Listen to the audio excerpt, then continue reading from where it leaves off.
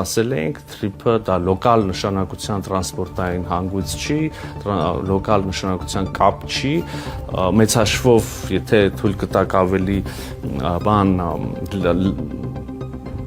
փաստաթղթից շեղվելով նաև անդրադառնալ թրիփի եւ այս ապաշրջափակման ոգուն, հա, ես ինքս 3 շերտ եմ տեսնում, դա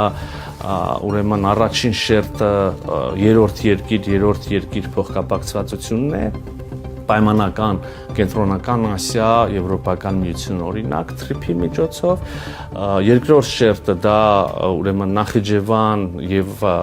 Ադրբեջան փոխկապակցվածությունն է եւ երրորդ շերտը մեծ հաշվով մեզ համար թերևս ամենակարևորը Հայաստան եւ երրորդ երկրներ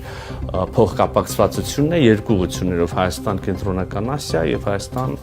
արևմուտք եւ ահա այս փաստաթուղթը այս ընկալումը նորից ուրեմն արտացոլում է